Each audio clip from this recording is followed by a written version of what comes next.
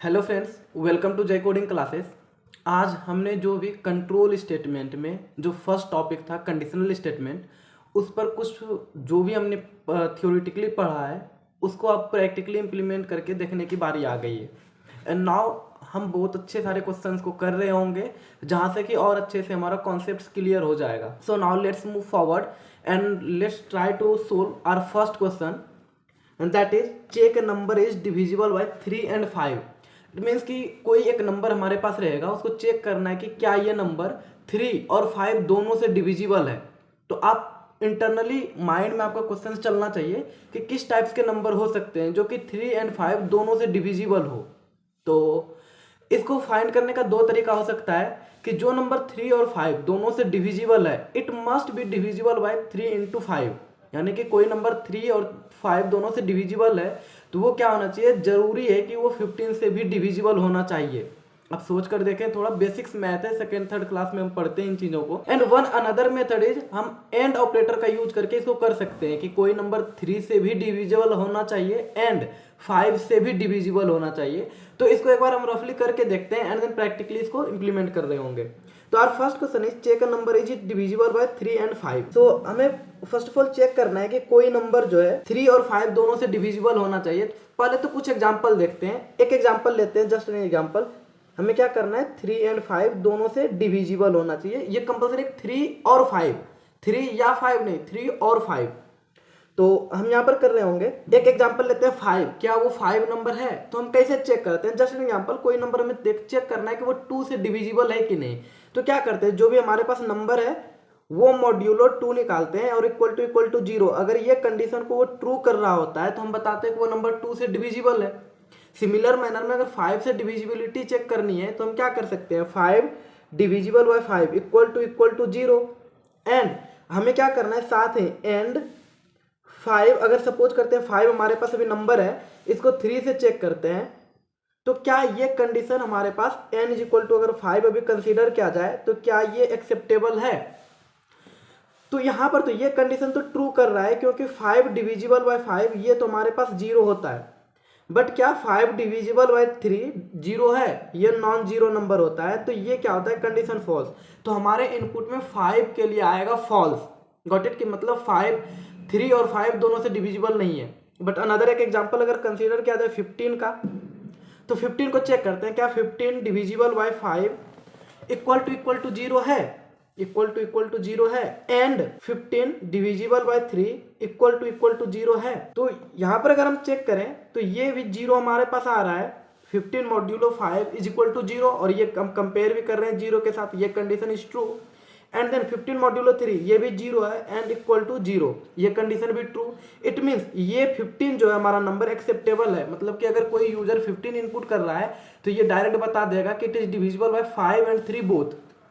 लेकिन एक और एग्जांपल चेक करते हैं 12 के लिए। 12 मॉड्यूलो 5 इक्वल टू 0, ये कंडीशन क्या है, false. But 12 modulo 3 equal to 0, ये कंडीशन ट्रू। तो ये 12 भी हमारे पास इनपुट में फॉल्स देगा। यानी कि अगर हम इनपुट 12 ले रहे हैं तो इसके लिए भी हमारे पास आउटपुट क्या आएगा, फॉल्स। कि ये 5 और 3 दोनों से डिविजिबल नहीं है, ये 5 से डिविजिबल नहीं है बट 3 से है, लेकिन दोनों से नहीं है, तो हम ऐसे इनपुट को इग्नोर करेंगे। Got it? तो इसको हम प्रैक्टिकली इंप्लीमेंट करके देखते हैं how we can do it. Let us see practically implementation. So हम कुछ आपको हायरार्की दिखाते हैं जो कि हमने फॉलो किया है। फर्स्ट ऑफ ऑल C++ के अंदर control statement and control statement के अंदर कंडीशनल, और कंडीशनल के अंदर हमने फर्स्ट फाइल क्रिएट किया है डिविजिबल बाय 5 एंड 3 और not. Okay, this is our boiler plate for this code. अब हम इसमें क्या कर रहे हैं, फर्स्ट ऑफ ऑल हमें एक यूजर से इनपुट लेना होगा। तो उसके लिए अब इनपुट लेंगे तो कहीं हमें उसे स्टोर भी कराना होगा। तो just an example, int n नाम के वेरिएबल में उसे हम स्टोर करा रहे होंगे। And cout enter a number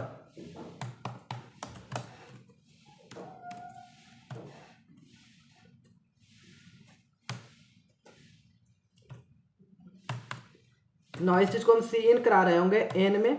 and now we have to apply the condition. What condition? If n modulo 3 equal to 0, ये होना चाहिए। एंड कंपल्सरी होना चाहिए कि and n modulo 5 equal to 0, ये दोनों अगर कंडीशन ट्रू है तो हम सिंपली क्या करा सकते हैं, सी आउट डिविजिबल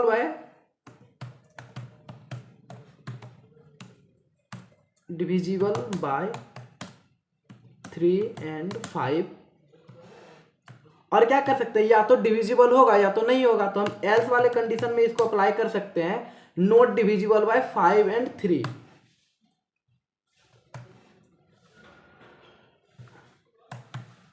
नो, बस इतना सा कोड था और हमारा कोड रेडी टू गो है, यानी कि अब ये रन करने के लिए रेडी है। अब यहाँ पर कुछ स्टूडेंट को लग रहा हो कि सर ये क्या किया आपने, इफ का तो स्कोप है ही नहीं, तो यही साथ साथ आपको एक नया चीज सीखने के लिए मिलेगा कि अगर इफ के बाद हमें सिंगल लाइन का स्टेटमेंट एग्जीक्यूट कराना होता है, इफ के अंदर तो यही स्टेटमेंट है ना कि सी आउट डिविजिबल बाय 3 and 5, तो हम इस चीज को क्या कर सकते हैं, सिंपली एक लाइन में ही लिख सकते हैं। और वी कैन डू, अगर हम इस चीज को ऐसे भी करें, करली ब्रैकेट शुरू करके फर्स्ट ऑफ ऑल करली ब्रैकेट बंद करते हैं, क्योंकि सिंगल लाइन है तो ये एक्सेप्टेबल होता है कि सिंगल लाइन जो होगा वो इफ और एल्स का ही स्कोप होगा। Got it. तो यहाँ पर हम सिंपली अगर अभी नॉर्मल लिखें तो इस तरह से हम लिख सकते हैं, और अभी पहले रन कराकर चेक करते हैं एंड देन उसे हम इरेज कर लेंगे।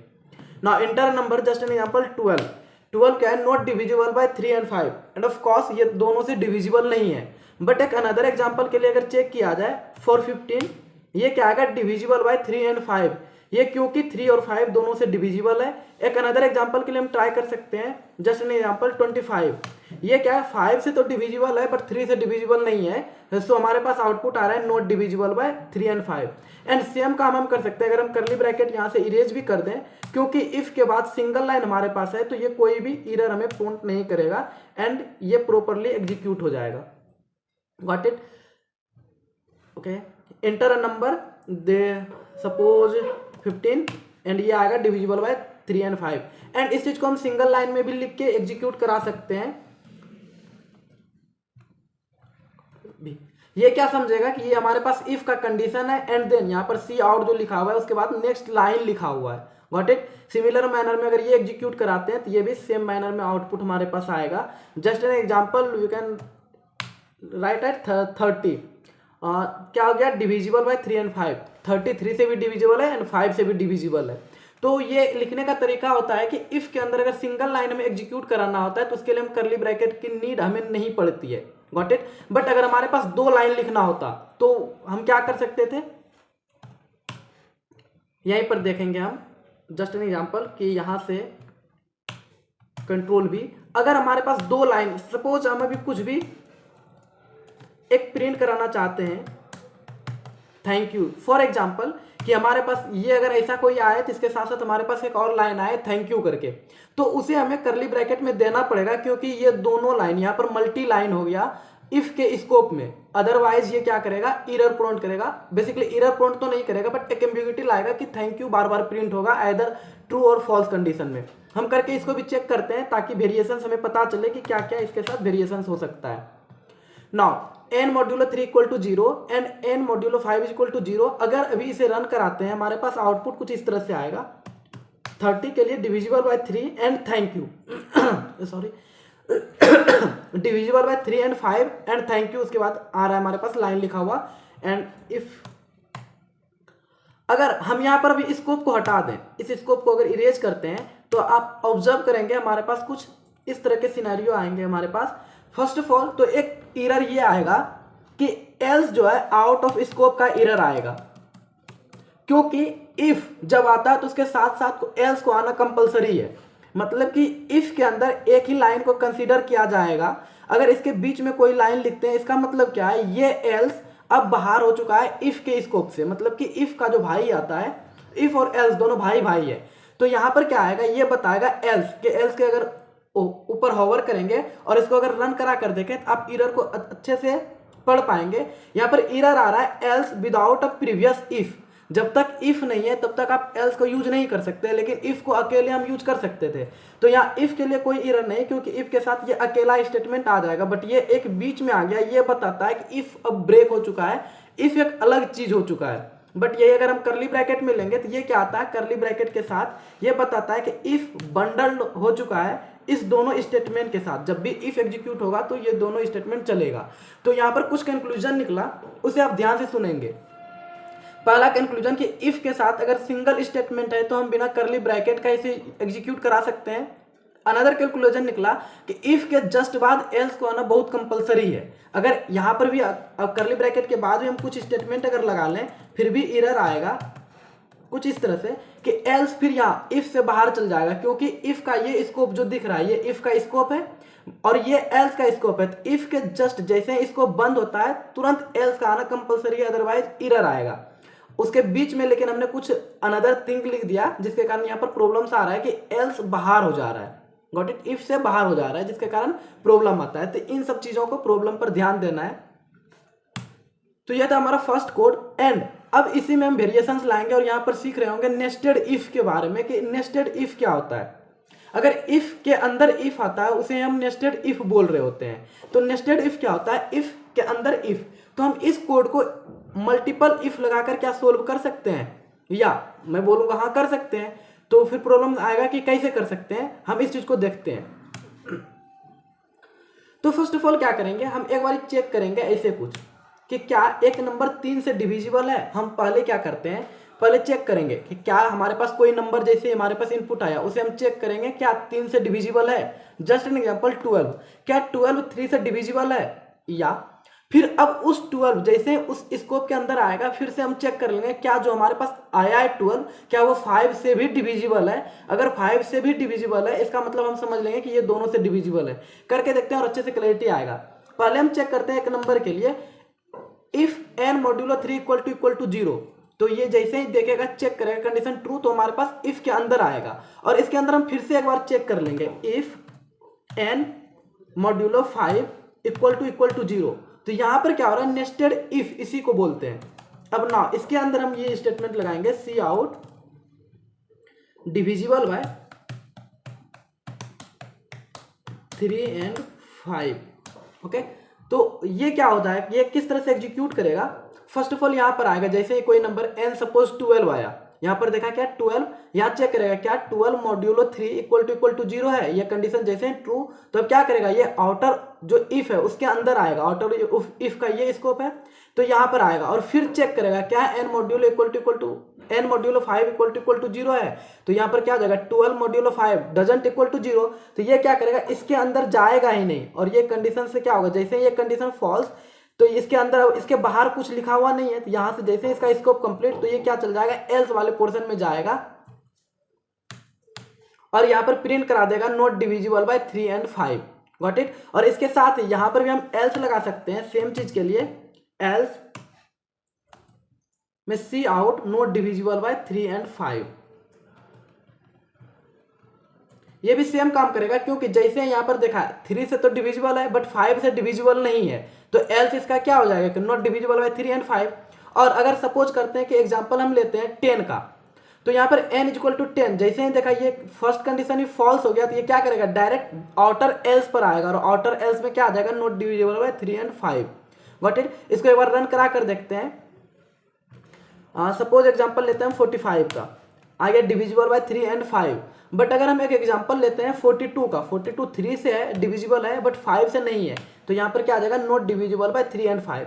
42 कैसे एग्जीक्यूट हुआ होगा, फर्स्ट ऑफ ऑल यहाँ पर जैसे आया 42 डिविजिबल बाय 3 तो इसके अंदर तो गया, इसके अंदर जैसे ही गया तो ये क्या आ जाएगा इफ। फिर यहाँ पर ये वाला कंडीशन चेक नहीं हुआ तो ये कहाँ चल जाएगा, एल्स के पास और नॉट डिविजिबल बाय 3 and 5 हमारे पास प्रिंट होकर आ जाएगा। तो आई होप कि आपके पास नेस्टेड इफ का भी कॉन्सेप्ट क्लियर हो चुका होगा। एंड नाउ एक दो एग्जांपल्स आप और कर सकते हैं अकॉर्डिंगली। एंड जनरली हम नेस्टेड इफ का बहुत रेयर ही यूज करते हैं तो हम स्किप करते हैं इन चीजों को। एक एग्जांपल्स लेकिन आपको पता होना चाहिए, एग्जाम्स में आता है कि what do you mean by nested if. और अगर आप इस एग्जाम्पल को भी अच्छे से समझ पा रहे हैं, ड्राई रन कर पा रहे हैं, तो आई होप कि आपको समझ में आ गया होगा नेस्टेड इफ का concept.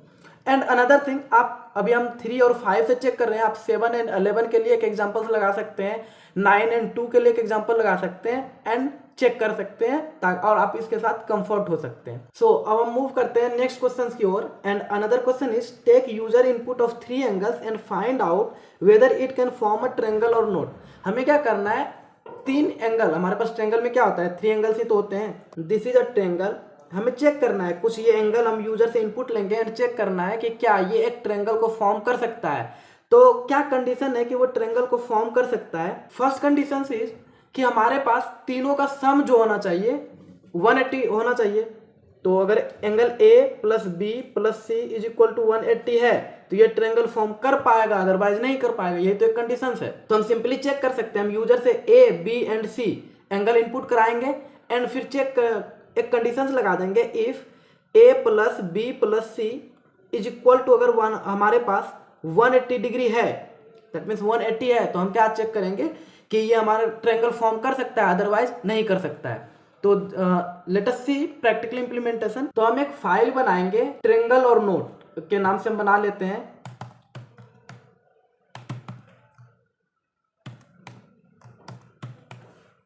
.cpp and just copy something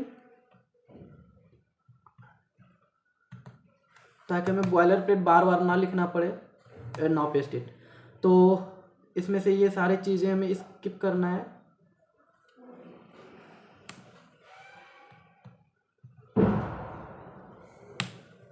हमें क्या चाहिए, 3 नंबर चाहिए, that is A B and C.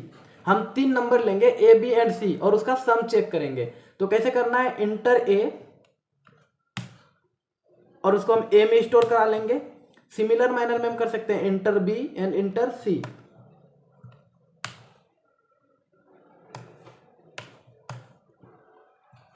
For B and now for C. अब हम सिंपली कंडीशंस क्या लगाएंगे, क्या तीनों का सम 180 है, तो हम सिंपल चेक कर लेंगे, if A plus B plus C, first of all तीनों को सम करो एंड देन उसको कंपेयर कर दो 180 के साथ। क्या ऐसा कुछ है, अगर ऐसा है तो सिंपली हम क्या कर सकते हैं, cout can form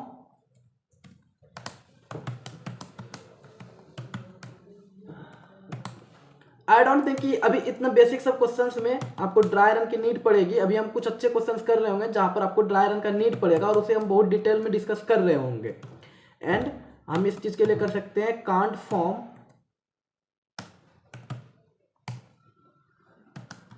a triangle. Okay, now हम इस चीज को रन कराकर चेक करते हैं। Inter A, just an example, हम एग्जांपल लेते हैं 60 60 एंड 60 का। हमारे पास क्या हो जाएगा, तीनों का सम 180 हो जाएगा and can form a triangle. But एक अनदर एग्जांपल्स के लिए चेक करते हैं जो कि हमें इसे फॉल्स भी कर रहा होगा।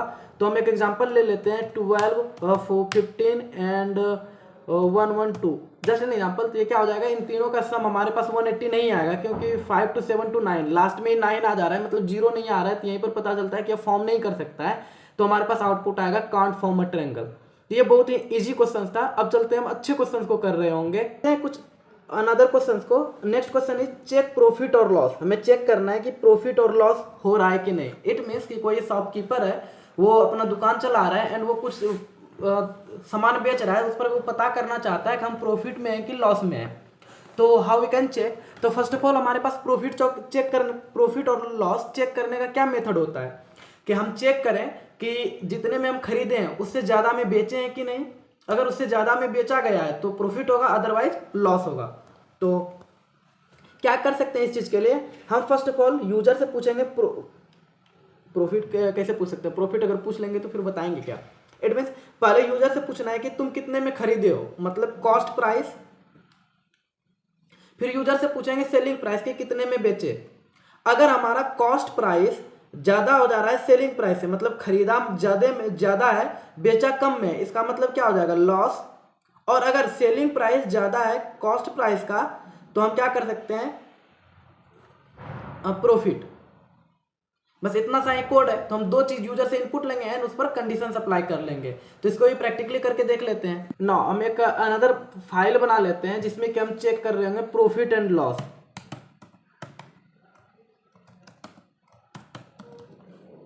.cpp एंड हमारे पास होना चाहिए boiler plate.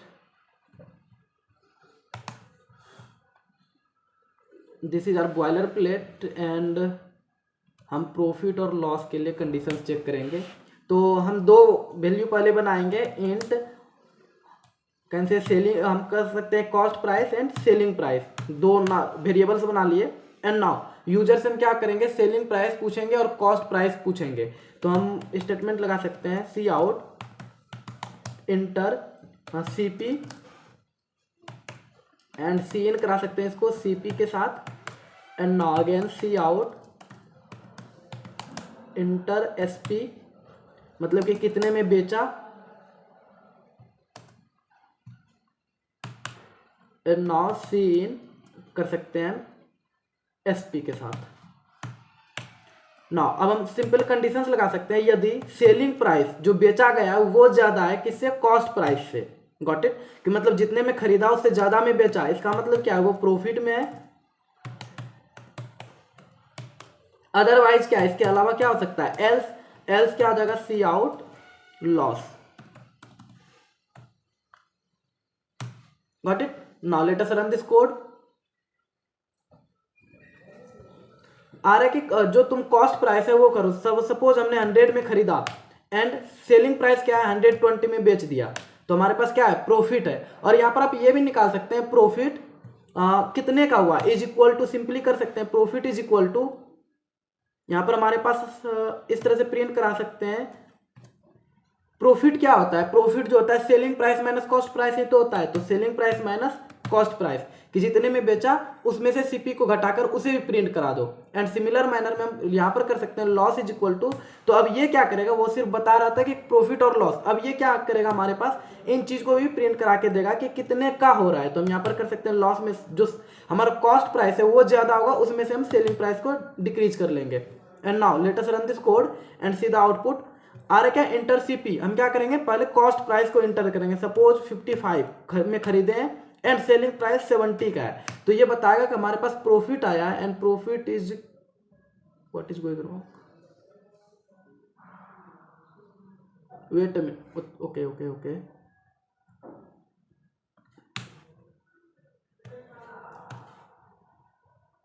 Wait wait wait,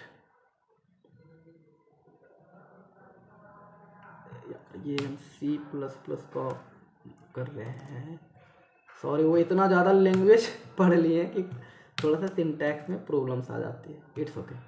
हाँ, ये अब हमारे पास आउटपुट इस तरह से आएगा।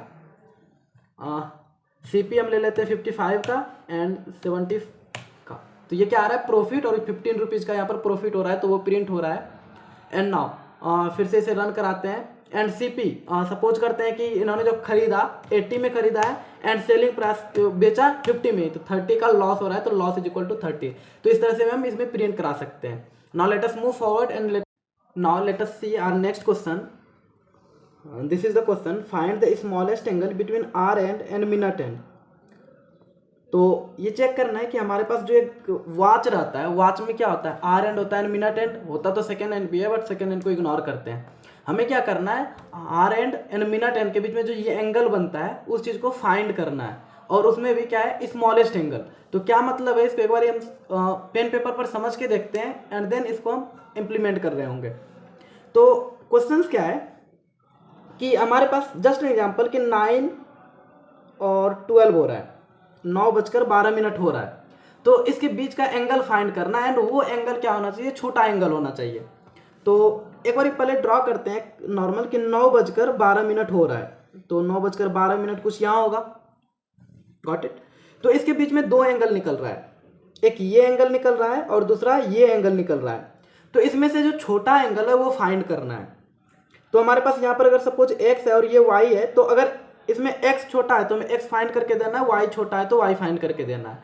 तो ये तो सेकेंड दूसरी बात है, लेकिन अगर सपोज कि हमारे पास कोई भी अगर x या y कोई निकल जाए, तो हम क्या, अगर हमारे पास x मिल जाता है तो हम y फाइंड कर सकते हैं, और y निकल जाए तो हम x फाइंड कर सकते हैं। क्या ऐसा कोई मेथड है? हाँ, अगर x अगर हमारे पास निकल जाता है तो हम सिंपली क्या करेंगे, 360 माइनस वाई कर सकते हैं, तो x निकल जाएगा। और अगर हमारे पास पहले से ही y मिला हुआ है, हाँ, अगर पहले से हमारे पास y फाइंड हो गया, मतलब कि ये एंगल अगर हमारा हमें मिल गया तो हम x इजीली निकाल सकते हैं। और अगर x किसी तरह हम फाइंड कर लिए तो हम y फाइंड कर सकते हैं। कैसे? y is equal to 360 minus x करके, मतलब टोटल एंगल 360 है और उसमें से x मिल गया, तो हम अगर ये चेक कर लेंगे x बड़ा है कि y बड़ा है, तो फिर वहां से हम आउटपुट ले सकते हैं। Got it? मतलब बात ये है कि हम पहले तो ये जानते हैं कि जो भी हमारे पास वॉच है उसमें 360 का एंगल बनेगा, उसमें दो एंगल बन सकता है, एक बड़ा एंगल बन सकता है, छोटा एंगल बन सकता है। तो अगर हमारे पास कोई भी एक एंगल मिल गया, मान लेते हैं बड़ा एंगल मिल गया, तो हम क्या कर सकते हैं 360 में से बड़ा को घटा देंगे तो छोटा मिल जाएगा, और अगर गलती से हमारे पास छोटा मिल गया तो अति सुंदर छोटा तो मिल ही गया। Got it. या फिर अगर बात किया जाए एक एंगल मिल गया तो हम दूसरा इजिली फाइंड कर सकते हैं। कैसे? क्योंकि सिंपली अगर यहाँ पर देखा जाए कि इक्वेशन तो ये आराम से बन ही सकता है, ये बेसिक्स मैथ है कि हमारे पास एक एंगल x है दूसरा y है, तो x प्लस वाई हमेशा क्या होगा 360। अगर इसमें से कोई भी एक हमें मिल गया तो हम दूसरा फाइंड कर सकते हैं। सपोज हमारे पास x किसी तरह 90 निकल गया तो हम क्या कर सकते हैं y इजिली फाइंड कर सकते हैं 360 माइनस x करके। Got it. तो ये बेसिक्स मैथ है, हम यहाँ से क्या कर सकते हैं एंगल फाइंड कर सकते हैं। अब दूसरी बात कि हम एंगल कैसे फाइंड करेंगे, सबसे इंपॉर्टेंट बात ये तो है। ठीक है, मैं कोई एक निकालना तो पड़ेगा कम से कम, तो कोई एक कैसे निकालेंगे ये देखते हैं। तो कोई एक निकालने के लिए क्या कर सकते हैं हम, यहां पर ऑब्जर्व करना है, इन्हीं चीजों को हम देखते हैं। हम एक बेस केस बनाएंगे, 12 को बेस मानते हैं कि 12 जो बजेगा, इस चीज को हम क्या मान लेते हैं बेस केस मान लेते हैं। अब देखना एक स्टेप हम क्या क्या कर सकते हैं इसमें। ठीक, फर्स्ट ऑफ ऑल क्या करेंगे हम ये एंगल फाइंड करेंगे, दिस एंगल 12 से 9 के बीच में क्या एंगल बना। Got it. एंड देन क्या करेंगे हम 12 से जो 12 बजकर मिनट हुआ है ये मिनट वाला निकाल लेंगे। ओके। एंड देन अब क्या करेंगे नेक्स्ट स्टेप, पहला स्टेप क्या है, फर्स्ट स्टेप क्या है, हम पहले आर का एंगल निकालेंगे। आर एंगल कैसे निकल सकता है, एक घंटा में कितना होता है 30 मिनट का एंगल बनता है, क्योंकि टोटल 360 का एंगल है और 12 घंटा हमारे पास है 12 आवर्स। तो इसको क्या करेंगे 12 से डिवाइड करेंगे तो 30 डिग्री का हर एक घंटे में एंगल बनेगा। तो आर एंगल निकाल लेंगे इजिली। आर एंगल कैसे निकालेंगे, यहाँ 9 बज रहा है तो 9 से सिंपली मल्टीप्लाई कर लेंगे 9 इंटू 30 को, दैट इज 270।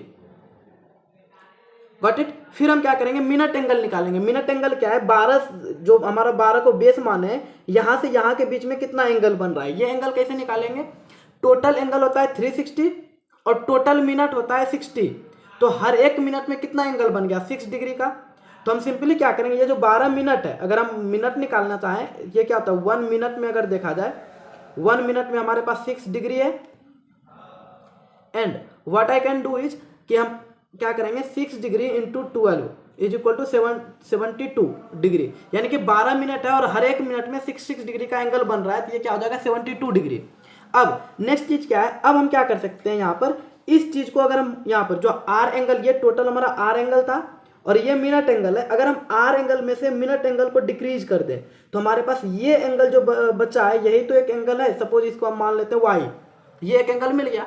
अब अगर ये बड़ा एंगल है, अगर 180 से ग्रेटर है, यानी कि क्या हो सकता है बड़ा और छोटा एंगल यही तो बन सकता है कि अगर ये पूरा मिड में आ रहा है तो ये दोनों अभी इक्वल है। अगर ये सुई किसी तरह नीचे आ गया तो ये छोटा हो जाएगा और ये बड़ा हो जाएगा। तो हम क्या कर सकते हैं, अगर हमें बड़ा एंगल किसी तरह मिल गया तो हम 360 में से ये बड़े एंगल को माइनस कर लेंगे। टोटल 360 है, उसमें से इस चीज को अगर माइनस कर लें यहाँ से यहाँ तक को, मतलब यहाँ से यहाँ तक को इसको माइनस कर लें तो हमें क्या होगा छोटा एंगल मिल जाएगा। तो इसलिए हम 360 में से इस चीज को माइनस करके निकाल सकते हैं। तो पहले तो एक एंगल, कोई एक एंगल निकालना है, उसके बाद 360 में से माइनस करके हम निकाल लेंगे। तो ये हमारे पास एक एंगल मिल गया, तो हम सिंपली क्या कर सकते हैं, अब ये एंगल हमारे पास मिल गया तो यहाँ से हम क्या कर सकते हैं वाई को फाइंड कर सकते हैं कि ये एंगल जो है हमारे पास है यही एंगल क्या हो जाएगा हमारा रिक्वायर्ड एंगल है। अब ये बात है कि ये अगर 180 से ग्रेटर हो जा रहा है, किसी तरह 180 से ग्रेटर हो जा रहा है तो इसको क्या करेंगे 360 में से सब्ट्रैक्ट कर लेंगे, और अगर 180 से छोटा ही है तो छोटा ही है। एक और एग्जाम्पल के साथ देखते हैं इसको। हाँ, सपोज करते हैं हमारे पास टाइम हो रहा है 8 बजकर, कुछ भी एक एग्जाम्पल ले सकते हैं, 8:35 ये एग्जाम्पल लेते हैं और फिर यहाँ पर हम ट्राई करते हैं ये 8:35 ये ध्यान से ऑब्जर्व करना है कि क्या क्या वेरिएशंस हो सकते हैं, क्या क्या हम कर सकते हैं। इसमें हमें फाइंड क्या करना है बेसिकली, इसमें दो एंगल दिख रहा है, ये बड़ा एंगल दिख रहा है और छोटा एंगल दिख रहा है। तो इसमें से अगर कोई एक एंगल मिल रहा है, मतलब कि अगर ये एंगल हमें मिल रहा है, ठीक, तो ये अगर 180 से छोटा है, लेस देन 180 है, तो हमें रिक्वायर्ड तो यही हो जाएगा क्योंकि छोटा एंगल फाइंड करना है। और अगर ये एंगल क्या होगा 180 से बड़ा है, तो अगर 180 से ग्रेटर मिल रहा है तो हम क्या करेंगे सिंपली 360 माइनस 180 करेंगे, यहां से हमें फाइंड हो जाएगा कि कितना एंगल का अनदर एंगल बन रहा है। सॉरी 360 माइनस जो भी हमारा ये एंगल बनेगा, इस एंगल को हम क्या करेंगे, डिक्रीज कर माइनस कर देंगे, तो यहाँ से हमें ये एंगल फाइंड हो जाएगा। और आई ये बहुत ही ईजी चीज़ें हैं समझने के लिए, एंगल ये 5-6 क्लास का चीज़ें हैं। ये एंगल हमें अगर फाइंड करना, सपोज हम किसी तरह से ये एंगल फाइंड कर लिए, ओके, अब हमें फाइंड करना है ये एंगल, तो क्या करते हैं हम पूरे में से क्या करेंगे, इस वाले चीज को इरेज कर लेंगे, मतलब यहां से यहां तक को अगर इरेज कर लें, वेट अ मिनट, हम अगर इस चीज को अब इरेज कर लें यहां से यहां तक, तो हमें बचा क्या, यही एंगल तो बचा हुआ है हमारे पास, यही एंगल बचा होगा और यही रिक्वायर्ड भी है, तो हम ये सिंपली 360 में से डिक्रीज करके निकाल सकते हैं। तो हमारा स्टेप क्या रहेगा ये ध्यान देना है। फर्स्ट ऑफ ऑल क्या बताया, इस चीज को हमें बेस मान लेना है 12 को। अब हमें क्या करना है, आर कितना एंगल बना रहा है वो देखना है। आर क्या एंगल बना रहा है, 12 से 8 के बीच में ये एंगल बना रहा है, और मिनट क्या एंगल बना रहा है, इसी बेस को मानते हुए मिनट ये एंगल बना रहा है। अब अगर हम क्या करते हैं, सिंपली आर एंगल में से मिनट एंगल को माइनस कर लें तो हमारे पास रिक्वायर्ड एंगल मिल जाता है। तो हम यहाँ पर से सिंपली क्या करना है, मुझे इरेज करना है इन चीज़ों को, ये वाला आर एंगल हमारे पास टोटल ये है, मिनट एंगल ये है, अगर हम इन चीज़ों को यहाँ से इरेज कर दें तो हमारा जो रिक्वायर्ड एंगल है, रिक्वायर्ड एंगल यही है, ये मिल जाएगा। Got it. तो ये एक एग्जांपल है। अब एक एग्जांपल और देखते हैं कि हमारे पास 9 बजा है, प्रॉपर अगर 9 o'clock हो रहा है, यहाँ से एक चीज़ें और आपको समझ में आएगी अभी। सपोज दिस इज 9, प्रॉपर 9 बजा हुआ है, ठीक है, 9 o'clock टाइम है। चेक क्या करना है, पहला ये तो बेस हमारा ऑलरेडी बना हुआ है, हम इस चीज में से ये फाइंड करेंगे और इसमें से क्या करते हैं, यही चीज, ये तो यहाँ 0 पर ही है, 0 से कहाँ आगे बढ़ेगा, इसमें यही डिक्रीज करना है, ठीक है। तो हमारे पास आर एंड कितना एंगल बनाएगा, आर एंड एंगल बना रहा है 270 का, ये 270 का, और मिनट एंड क्या बनाएगा, मिनट इंटू 6 डिग्री। तो मिनट क्या है हमारे पास, अभी 0 मिनट है, इंटू 6 डिग्री, तो ये 0। अब हमारे पास फॉर्मूला क्या था, जो आर एंगल बना रहा है उसमें मिनट को डिक्रीज करना है, तो आर बना रहा है 270 माइनस मिनट क्या बना रहा है 0, तो ये क्या हो जाएगा 270। लेकिन 270 क्या आ रहा है, बड़ा एंगल हो रहा है, बट हमें बड़ा एंगल नहीं चाहिए, इसके बीच में 2 एंगल बन रहा है, एक ये एंगल बन रहा है और एक ये एंगल बन रहा है। तो अब इसको कैसे फाइंड कर सकते हैं, टोटल 360 होता है और उसमें से ये क्या है 270 है, तो 360 माइनस 270 करेंगे तो हमारे पास 90 डिग्री, और यही रिक्वायर्ड है, यहाँ पर 90 डिग्री आना चाहिए। तो ये चीज़ें कैसे फाइंड कर सकते हैं, सिंपली ये चीज़ें ऑब्जर्व करना कि ये क्या है, 180 से जब बड़ा हो जाता है तो हम उसको सिंपली क्या करते हैं 360 में से डिक्रीज कर लेते हैं। जब 180 से बड़ा है, ये एंगल क्या है 270 जो हुआ 360 से ग्रेटर है, तो हम यहाँ पर क्या करेंगे डिक्रीज करेंगे। तो इसके लिए हम करेंगे, अगर इफ हमारा जो एंगल जो डिफरेंस निकलेगा, यानी कि यहाँ पर मिनट और आर का जो डिफरेंस निकलेगा, इसको डिफरेंस मान लेते हैं, अगर ये डिफरेंस ग्रेटर देन 180 है तो सिंपली क्या कर दो, डिफरेंस को अपडेट कर दो किस चीज से, 360 माइनस डिफरेंस से। और अगर इफ डिफरेंस लेस देन 180 है, अगर लेस देन 180 है तो कोई बात नहीं, हमारे पास क्या हो जाएगा, difference is equal to difference ही रहेगा, इसमें कोई चेंजेस नहीं आएगा। Got it. इसको आप प्रैक्टिकली इंप्लीमेंट करके देखते हैं और एग्जांपल्स के साथ देखेंगे तो और अच्छे से क्लियर हो जाएगा। सो देखते हैं इस चीज़ को प्रैक्टिकली इंप्लीमेंट करके कि कैसे हम एंगल फाइंड कर सकते हैं, तो और अच्छे से क्लैरिटी आएगा। तो फर्स्ट ऑफ ऑल हमें क्या चाहिए, कितना बजकर कितना मिनट हुआ है ये यूज़र बताएगा। तो इंट आर नाम का एक वेरिएबल बना लेते हैं और एक मिनट नाम का वेरिएबल बना लेते हैं जो कि यूज़र से इनपुट लेना है। एंड सी आउट हम कर सकते हैं enter R and cin करा सकते हैं इसको आर वाले वेरिएबल में, and cout enter min, या फिर पूरा लिख सकते हैं इंटर मिनट, एंड नाउ इसको सी इन करा सकते हैं हम मीन वाले एम नाम के वेरिएबल में। यहाँ तक ठीक है, हम आर ले लिया और मिनट ले लिया। अब यहाँ से कंडीशंस चेक करना शुरू करते हैं। अब हमें क्या है, पहले एंगल निकालना है कि आर कितना एंगल बना रहा है। तो आर एंगल को भी स्टोर करने के लिए एक वेरिएबल बना लेते हैं, इसका नाम लिख लेते हैं हम h_अंडरस्कोर एंगल, एंड मिनट के लिए हम बना लेते हैं m_अंडरस्कोर एंगल। Got it. तो पहले हमें क्या करना है, आर एंगल निकालना है, h_अंडरस्कोर angle is equal to, R angle कैसे निकलेगा, घंटा में एक एंगल जो बनता है वो कैसे निकलता है 30 से मल्टीप्लाई करके। तो हम क्या करेंगे, h मल्टीप्लीकेशन ऑफ 30, ये आर एंगल निकल जाएगा। सिमिलरली हम क्या निकालेंगे, मिनट एंगल, तो m_अंडरस्कोर एंगल मिनट एंगल कैसे निकलेगा, जो भी हमारे पास मिनट मिलेगा उसको सिंपली क्या करना है 6 से मल्टीप्लाई करना है, क्योंकि 1 मिनट में 6 डिग्री का एंगल बनता है। यहां से हमारे पास ये आ गया। अब हम क्या करते हैं, डिफरेंस फाइंड करेंगे दोनों के बीच का। यही तो प्रोसेस था हमारे पास। अब यहाँ पर डिफरेंस फाइंड करना है तो डिफरेंस नाम का भी एक वेरिएबल चाहिए, तो हम यहाँ पर डिफरेंस फाइंड कर लेंगे। डिफरेंस कैसे फाइंड करना है, R angle minus M angle. Got it? What's wrong? GLE okay underscore is necessary. ठीक है, अब यहाँ पर क्या हो गया, आर एंगल और मिनट एंगल में जो भी है वो डिफरेंस हमारे पास यहाँ से आ जाएगा। अब हमें कंडीशन चेक करना है, अगर डिफरेंस ग्रेटर देन 360 है तो हमें क्या करना है, प्रिंट करा देना है, greater than what I am trying to say, हाँ अगर ग्रेटर देन 180 है तो 360 में से डिक्रीज करना है, तो हम सिंपली लगाएंगे if difference is greater then 180।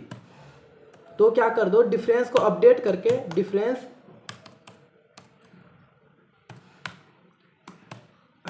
Is equal to क्या करना है 360 माइनस डिफरेंस। आप इसको एक बार अपने से ड्राई रन करके देखेंगे तो और अच्छे से क्लैरिटी आ जाएगा। एंड दूसरा चीज क्या, अगर ऐसा नहीं है यानी कि 360 से ग्रेटर नहीं है तो सिंपली क्या करना है, कुछ नहीं करना है, जो हमारे पास एंगल है वही एंगल रहेगा। अब यहां पर क्या करते हैं, सिंपली सी आउट डिफरेंस मुझे बता दो, स्मॉलेस्ट एंगल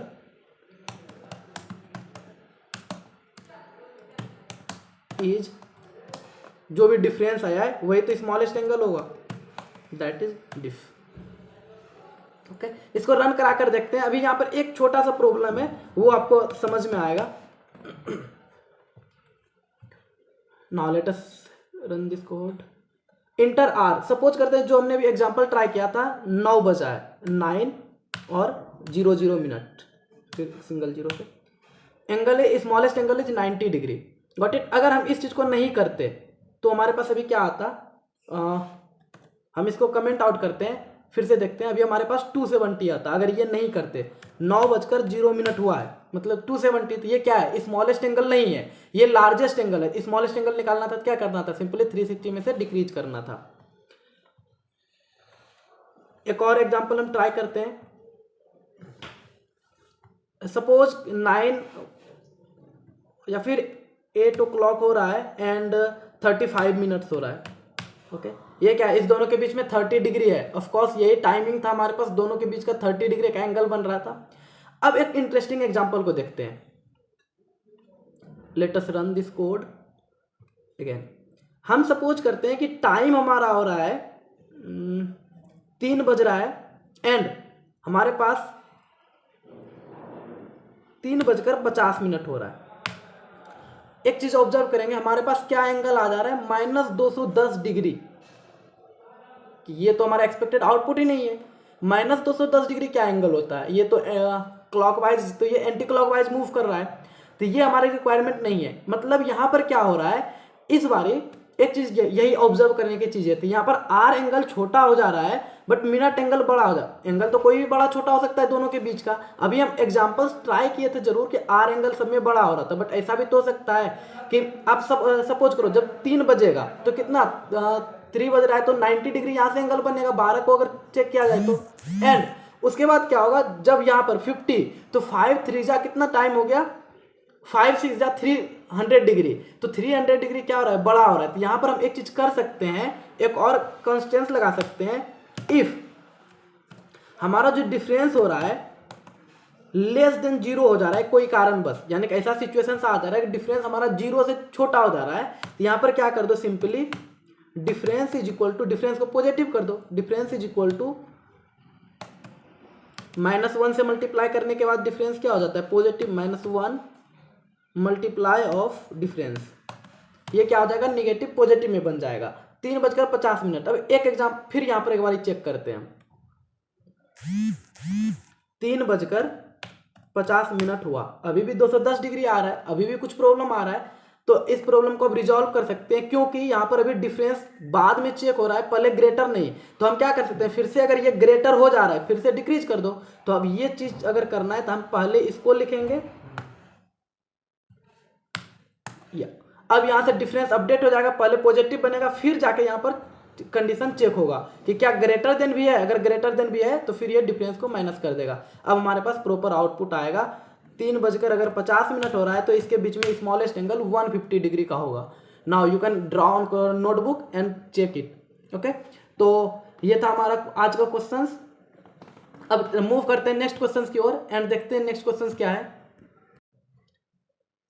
सो अब हम और नेक्स्ट क्वेश्चंस को ट्राई करते हैं। अभी तक जो भी हमारे पास इफ एल्स से रिलेटेड क्वेश्चंस था वो हमने किया, अच्छे क्वेश्चंस को किया है। आई होप वहाँ से लॉजिक सबको समझ में आ गया होगा कि इफ एल्स कैसे काम करता है।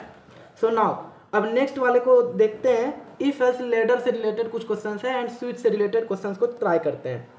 क्वेश्चन है write a program that will give you in hand monthly salary after deduction on CTC, HRA, DA, PF and taxes deduction as below.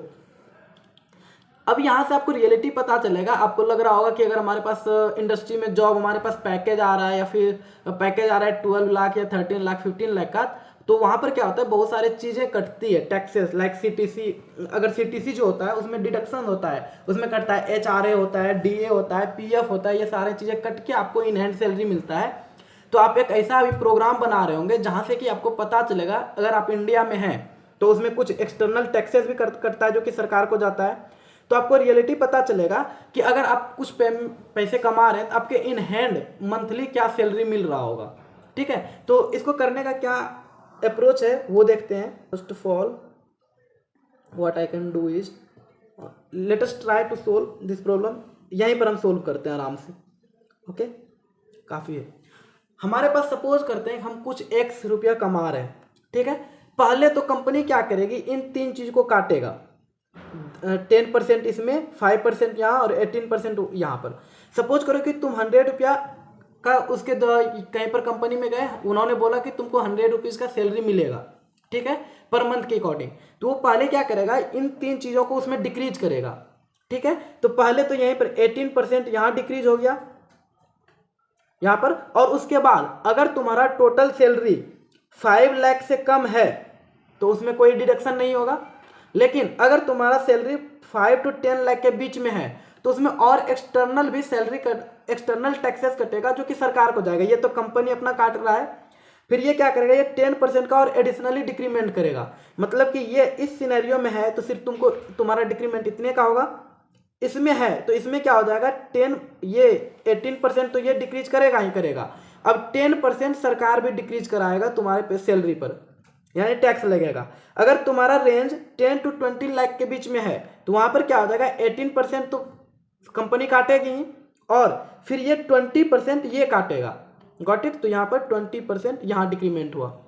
फिर अगर इस बीच में 20 लाख से एबव है तो ये क्या करेगा, 30% काटेगा। तो 18% plus 30%।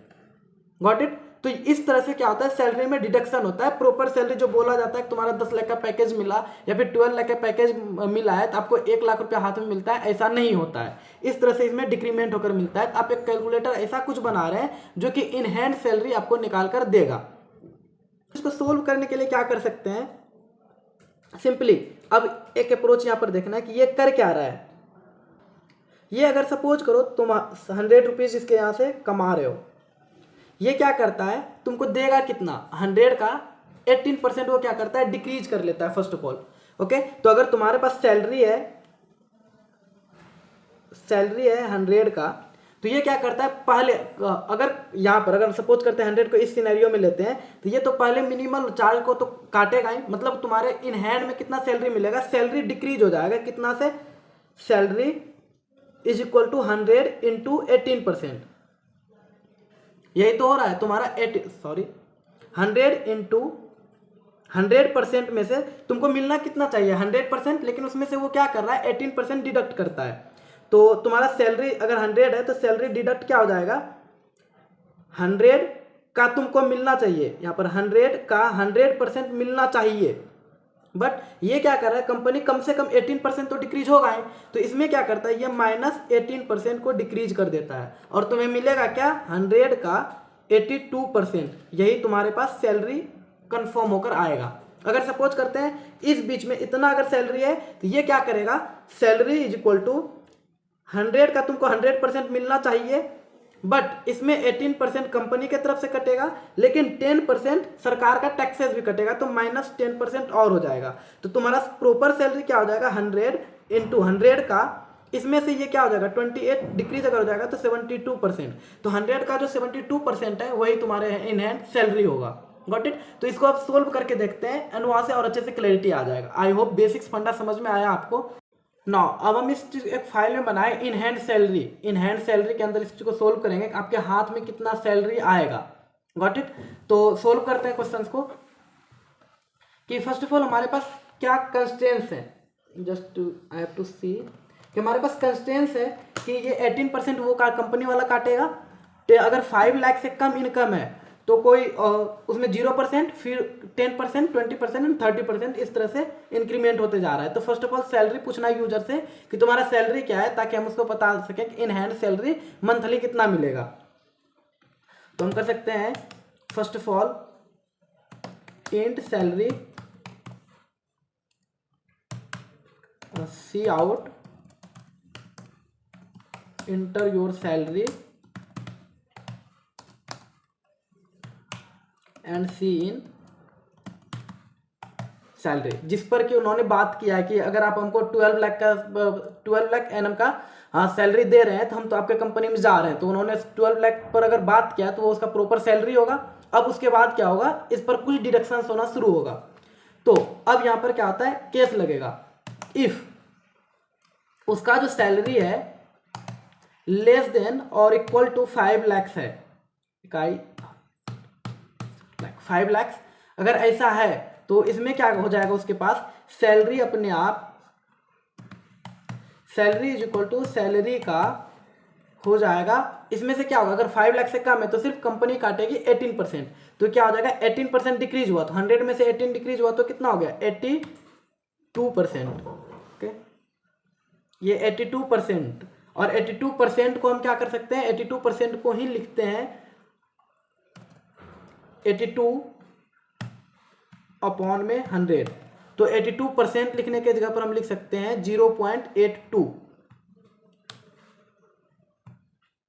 we will write it 0.82। अब वन अनदर थिंग कि ये हमारे पास क्या आ गया, एक फ्लोट वैल्यू आएगा कुछ, तो फ्लोट वैल्यू क्या है, यहाँ पर सैलरी हमारे पास क्या इंटीजर है, तो हम इस चीज को फ्लोट बना सकते हैं ताकि हमारा आउटपुट प्रॉपर आए।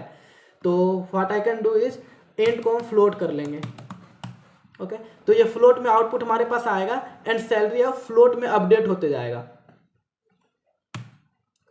नाउ लेट अस सी, ये अब अगर ऐसा है तो हमारे पास सैलरी क्या हो गया, सैलरी डिडक्ट होके इतना हो गया। अगर इफ सैलरी हमारा क्या है greater then 5 lakh and less than और इक्वल टू 10 लाख, अगर ऐसा है तो हमारे पास फिर सैलरी में क्या डिडक्शन होगा, सैलरी इज इक्वल टू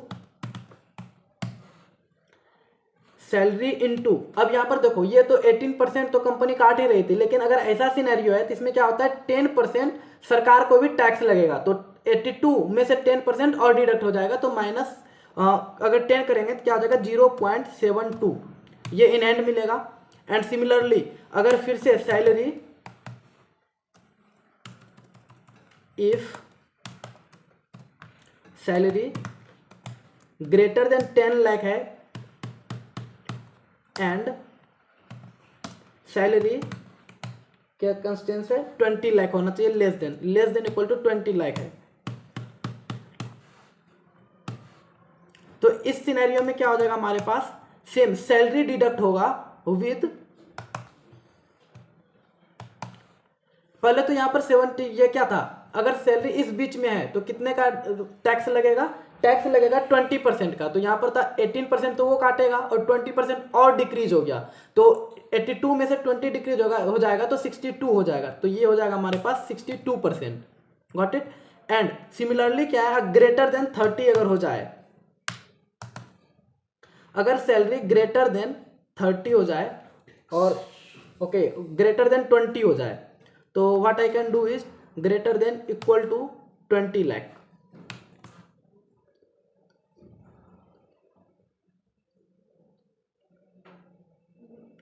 ठीक तो है, ये 20 लैक्स होना चाहिए एंड यहाँ पर भी 10 लैक्स होना चाहिए। ओके ना, अगर ऐसा आ जाएगा तो वो क्या करता है 30% का टैक्स लेता है सरकार और 18% वो लेगा, तो हमारे इन हैंड में क्या आएगा 52।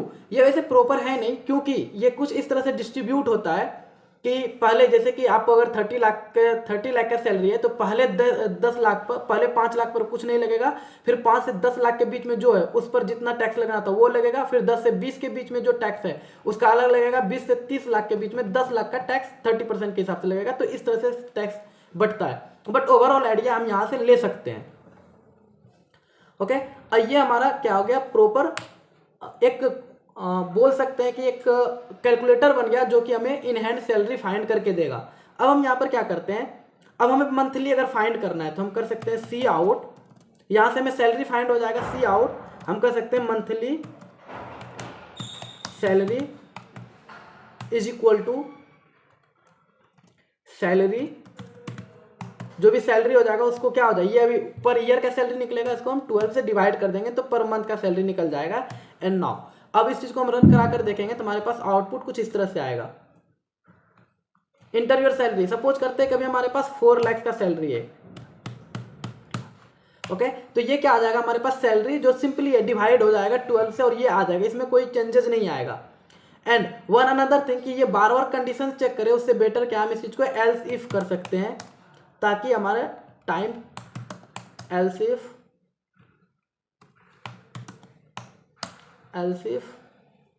ओके। अब फिर से अगर हम किसी अनदर इनपुट के लिए चेक करें, सपोज कि हमारा सैलरी 12 लाख का है, तो हम क्या एज्यूम करते हैं कि हमें पर मंथ कितना मिलना चाहिए 1 लाख इन हैंड, बट ये इन हैंड 1 लाख नहीं मिलेगा, एक जीरो और, अब ये इन हैंड हमें क्या मिलेगा 62,000 का ही सैलरी मिलेगा।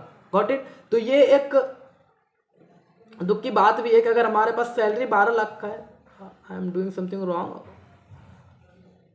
5 से ज़्यादा होना चाहिए कंडीशन 2, 5 to 10 के 10% और 20, तो 20 और 18 38। ओके हाँ, तो ये हमारे पास क्या आएगा 62,000 का ही सिर्फ सैलरी हमारे पास आएगा। तो ये एक थोड़ा सा दुख की बात है कि हम इतना ज़्यादा हमारे पास टैक्सेस मिलते हैं, लेकिन ये अलग बात है कि पीएफ वगैरह हमें क्या होता है बाद में रिटर्न हो जाता है। ओके तो this is all about if else. And अब एक क्वेश्चन ट्राई करते हैं हम स्विच स्टेटमेंट पर, और वहां से देखते हैं कि स्विच स्टेटमेंट किस तरह से काम करता है। ओके तो हम नेक्स्ट क्वेश्चन को देखते हैं। Write a menu driven program using switch to convert centimeter to feet, यानी कि सेंटीमीटर में इनपुट आएगा उसको फीट में कन्वर्ट करना है, किलोमीटर को माइल्स में कन्वर्ट करना है, एंड यूएसडी को आईएनआर में कन्वर्ट करना है, और लास्ट वाले ऑप्शन में इसके अलावा कोई अगर इनपुट आता है उसको एग्जिट कर देना है। मतलब इन तीनों के अलावा 1 to 3 इनपुट आएगा तो हमें ये काम करना है, अदरवाइज एग्जिट करना है। ऑफकोर्स इस क्वेश्चन के बारे में थोड़ा और अगर डिटेल में डिस्कस करें, यह प्रॉपर कोड नहीं है, बट इन एक आइडिया लेने के लिए कि एल्स इफ कैसे काम करता है इसके लिए ठीक है, एंड क्वेश्चन भी ठीक है। लेकिन इसको बेसिकली अगर देखा जाए कि सैलरी का बेसिकली डिवीजन कैसे होता है, मतलब कि टैक्स का, तो टैक्स के डिवीजन में और मेथड यूज होता है। टैक्स के डिवीजन कुछ ऐसा होता है, एक एग्जांपल्स के थ्रू बताते हैं, ये आप बिल्ड करने का खुद में ट्राई कीजिएगा, बट हमें अभी इफ एल्स को समझाना था तो हम एक बेसिक्स आइडिया लेकर इसे कर लिए। तो बेसिकली क्या होता है, अगर सपोज ये 18% तो सब में कटेगा ही कटेगा, गॉट इट, ये कंपनी का है कि वो तो बाद में रिटर्न होता ही है। बेसिकली क्या होता है, सपोज किसी का सैलरी है 18 लाख का, एक हम एग्जांपल लेकर चलते हैं 18 लाख का। तो ये थोड़ा सा टैक्सेस के बारे में बताते हैं आपको। इंडिया में टैक्स कुछ ऐसे होता है कि पहले बिलो 5 लाख, तो इसको पहले ऐसे डिवाइड करेगा, इसमें से जो 5 लाख निकलेगा, ठीक है, इस 5 लाख पर कोई टैक्स नहीं लगेगा। उसके बाद बचा कितना 13 लाख। अब 13 लाख में भी कुछ ऐसा होगा, 5 से 10 के बीच में क्या लगेगा 10% का। ओके, तो 5 लाख के बीच में फिर इसमें 5 लाख जो बचा, ये 5 लाख पर जो है इसमें से 5 लाख पर क्या लगेगा, 10% का टैक्स लगेगा। अब कितना बच गया इसमें से, 8 लाख। ओके, ये इस 8 लाख में क्या होगा, 10 से 20 वाला बीच में जो है इस 8 लाख पर बस 20% का टैक्सेस लगेगा। तो इस 8 लाख पर क्या लगेगा, 20% का टैक्स लगेगा। तो कुछ इस तरह से डिस्ट्रीब्यूशन आता है। ये एक बहुत अच्छा प्रोग्राम बन जाएगा, ये आपके लिए सोचने के लिए बन जाएगा। आप इस चीज़ को ट्राई कर सकते हैं, अगर नहीं बनता है तो आप कमेंट भी कर सकते हैं, हम इसको फिर नेक्स्ट लेक्चर में डिस्कस कर लेंगे। बहुत ईजी प्रोग्राम है, बस थोड़ा सा सोचना है इसमें। Got it. बट अब हम नेक्स्ट मूव करते हैं, write a menu driven program using switch to convert CM to feet. मतलब कि कुछ ऐसा करना है, हम ये 3 स्टेटमेंट देंगे, ठीक, ऑप्शंस बनाएंगे सी आउट करके। अगर एक 1 क्लिक करेगा तो सीएम टू फिट वाला कोड चलेगा, 2 क्लिक करेगा तो किलोमीटर को माइल्स में कन्वर्ट करने का कोड चलेगा, और 3 अगर क्लिक करता है तो यूएसडी टू आईएनआर मतलब यूएस डॉलर को क्या करेगा, इंडियन रुपीज में कन्वर्ट करेगा। एंड अनदर यानी कि 4 के लिए हम क्या कर सकते हैं, एग्जिट कर सकते हैं, या फिर डिफॉल्ट में एग्जिट कर सकते हैं, इसके अलावा कुछ आ रहा है तो। स्विच में बेसिकली क्या आएगा, कोई भी उसका चॉइस आएगा 1, 2 और 3, ठीक है, चॉइस आ रहा है मतलब 1, 2, 3। अगर 1 कर रहा है तो ये रन करेगा, 2 करेगा तो ये करेगा, 3 करेगा तो ये रन करेगा। इसको डायरेक्ट इंप्लीमेंट करके देखते हैं, डायरेक्ट वहां से भी समझ में आ जाए। तो अब देखते हैं मेन्यू ड्रिवन प्रोग्राम बना के कि ये किस तरह से काम करता है। तो फर्स्ट ऑफ ऑल हम स्टेटमेंट यूज करेंगे सी आउट, 1 क्लिक करना है, प्रेस 1, और हम ऐसे कुछ इस तरह से डेकोरेट कर सकते हैं, inter your choice,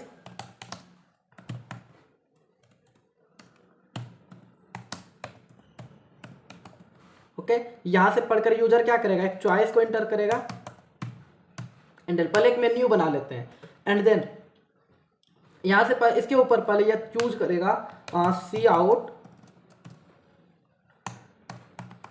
inter 1 for CM to feet, फिर बैकस्लैश एन कर सकते हैं, enter 2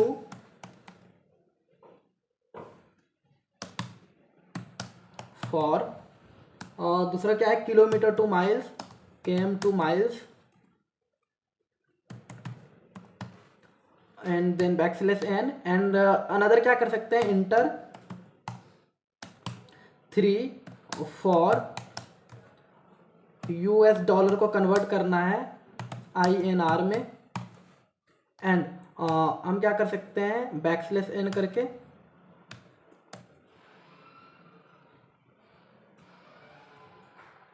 inter any number, inter any other number for exit.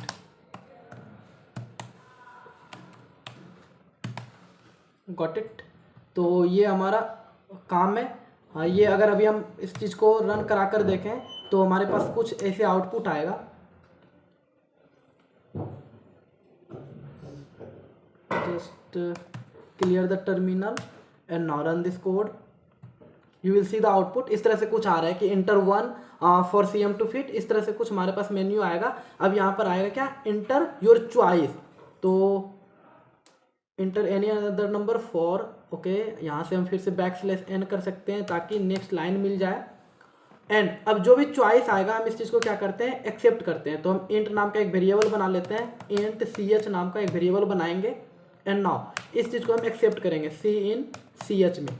तो अभी तक हम यहाँ तक के प्रोग्राम को अगर ऑब्जर्व करें तो हमारे पास कुछ ऐसा आएगा, enter 1 for CM to feet, कि अगर सीएम टू फिट करना है तो आप 1 इंटर करो, अदरवाइज फॉर करो किलोमीटर टू माइल के लिए 2, 3 के लिए यूएस डॉलर को अगर आईएनआर में इंडियन रुपीज में कन्वर्ट करना है तो, और inter any another number for exit, यानी कि अब प्रोग्राम से एग्जिट होना है तब कोई अनदर नंबर क्लिक कर दो। यानी कि हम इंटर किया, अब मेरा मन नहीं है कि हम कोई भी चीज़ चेक करें तो हम डायरेक्ट कोई अनदर नंबर करेंगे, एग्जिट हो जाएगा प्रोग्राम। तो अभी इंटर योर चॉइस कुछ भी, सपोज करते हैं 3 पर गए तो अभी कुछ नहीं होगा, अब कोड लिखना है with the help off switch statement. तो हम स्विच स्टेटमेंट लिखेंगे। स्विच का सिंटैक्स कुछ ऐसा होता है, इसके अंदर क्या करेंगे, जो चॉइस आएगा हम उसे एक्सेप्ट करेंगे, एंड नाउ करली ब्रैकेट के अंदर केस बनाएंगे। केस अगर 1 इंटर कर रहा है तो क्या करना है, केस 1 के अंदर हम लिख रहे होंगे कुछ ऐसे। पहला केस क्या है कि हमें करना है for CM to feet, centimetre को फीट में। तो हम यूजर से क्या करेंगे, सेंटीमीटर इनपुट लेंगे, तो यहाँ पर करेंगे सी इन डायरेक्ट, या फिर हम एक स्टेटमेंट लगा सकते हैं सी आउट इंटर डिस्टेंस। हमें सेंटीमीटर मिलेगा, उसको फीट में कन्वर्ट करना है, इंटर से inter length in CM.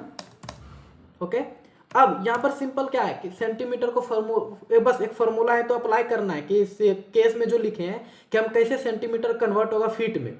Okay, और इस चीज़ को हम सी इन कर लेंगे सीएम में। तो हमारे पास सीएम नाम का एक वेरिएबल भी होना चाहिए, तो लेट्स डिक्लेयर सीएम। इन चीज़ के लिए कंफ्यूज नहीं होना है कि कहाँ पर हमें क्या डिक्लेयर वेरिएबल करना है, इनिशियल नहीं करना है, हम बाद में जब जब नीड पड़ेगा हम उस चीज़ को डिक्लेयर करते जाएंगे। ओके, अब हमें सीएम को क्या करना है, फीट में कन्वर्ट भी तो करना है, तो एफ बराबर हम मान लेते हैं, तो एफ नाम का भी वेरिएबल का रिक्वायरमेंट पड़ेगा। तो एफ को कैसे कन्वर्ट करेंगे, इसके लिए सिंपली आप जाएं गूगल पर, फॉर्मूला चेक कर सकते हैं कि हम कैसे चेक करते हैं सेंटीमीटर को फीट में कन्वर्ट करना है। अगर हमारे पास 1 सेंटीमीटर है तो उसको इतना फुट होगा। ओके, तो divide the length value by 30.8, इसको हम सिंपली ऐसे कर सकते हैं। सपोज करते हैं कि सेंटीमीटर में हम सपोज करते हैं 20 आ रहा है, तो ये कितना हो जा रहा है, फुट इतना।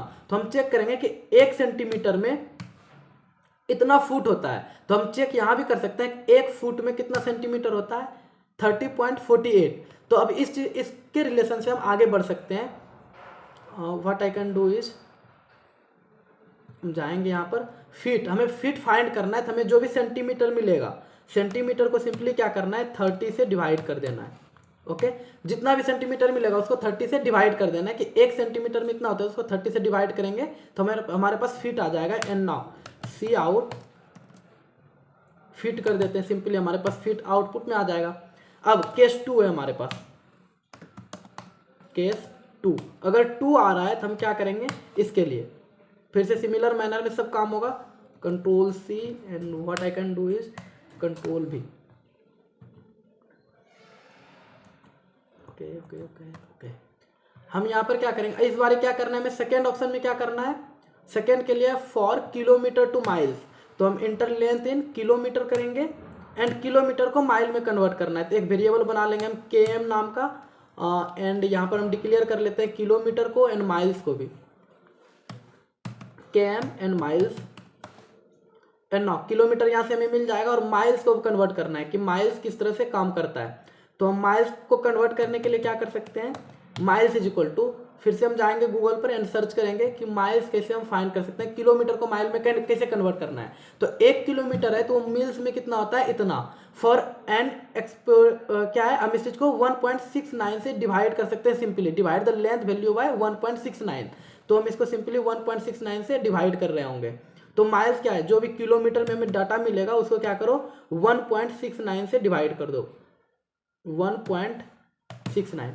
अब यहाँ पर ऑब्जर्व करना है, सब चीज क्या आ रहा है, फ्लोट में आ रहा है, तो हम डायरेक्ट इस चीज को क्या कर सकते हैं, फ्लोट में। चॉइस तो हमारा हमेशा क्या रहेगा, इंटीजर में रहेगा, लेकिन ये सारा चीज को हम फ्लोट में कर सकते हैं। And what I can do, इस चीज को फ्लोट कर लेते हैं, जो भी सारा डाटा है ये फ्लोट हो जाएगा, क्योंकि चॉइस 1 2 3 4 ही है।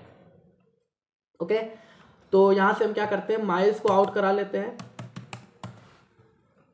एंड नाउ केस 3 क्या रहेगा हमारे पास, केस 3 इज सिमिलरली, अब यूएस डॉलर को क्या करना है, INR में कन्वर्ट करना है।